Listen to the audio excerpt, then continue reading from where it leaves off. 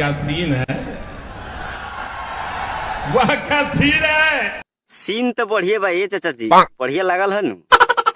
लागी के है ना ऐसा सीने है कि देखते में आज खुश हो जाला। मार साले का खोपड़ी तोड़ साले का। हाँ तो मारा ना एक निये के मारा। हमनी के थोड़ा हमनी गलती थोड़े करता नहीं। अब भाई वीडियो बनावे के मकसद देखे के बाकी सिर्फ इंटरटेनमेंट के लिए बनल है, मतलब हंसी मजाक के लिए देखिए, देख के हंस के भुला जाइए।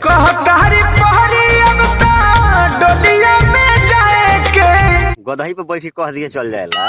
ए भैया कह दड़ा नु कि कह तारे परी हमर डोलिया में जाए के तारे मर दे डोलिये में न जाइए और कथी में जाइए हो। तू नहीं जानत का कौन है ये लोग, कहाँ से आते हैं?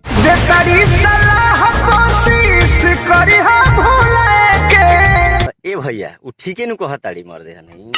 अब उनकर शादी होता तो भुला जा। हमनी इतना भुला गेली तो ना तोरा से एको ना भुलाइल जाई। मार साले का खोपड़ी तोड़ साले का। भुला जा ना भूलेबा तो जनते बड़ा की क्या होई। ले जा होने मारो में से भागल जब आइल बड़ी तो आज लास्ट चांस नु बा मिल लो ना तो फिर भेंट ना होई। मस्त प्लान है।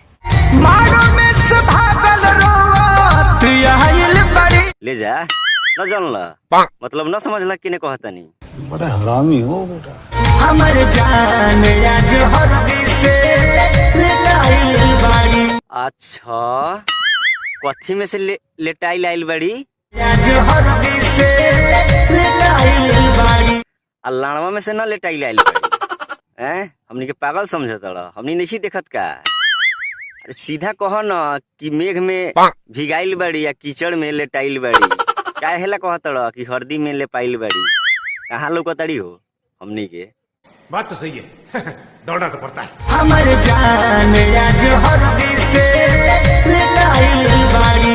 ए भैया हम कहता नहीं नु देख तोहर जान तो हरदी में लेटाइल तो नहीं थी, लेकिन हाँ कीचड़ में जरूर लेटाइल बड़ी। खैर छोड़ा होके जाए दो। जब आयल बड़ा मिले नु तो मालवा से जब मिल लेला तो काम कर अपन जौन करे को जौन कर आ जल्दी से निकल जा।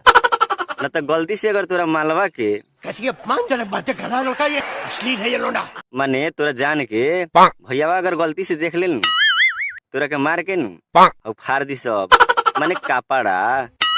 कुछ और मत समझ जाई हा जल्दी नु तू 2-3 मिनट में निकल जा, न तो कहता गलती से ओकर भैयावा से देख ले तो कुटे लगी मर दे तोरा के। हाँ तो हम कहत रहनी है नु कि जल्दी निकल जा, अब न निकल रहा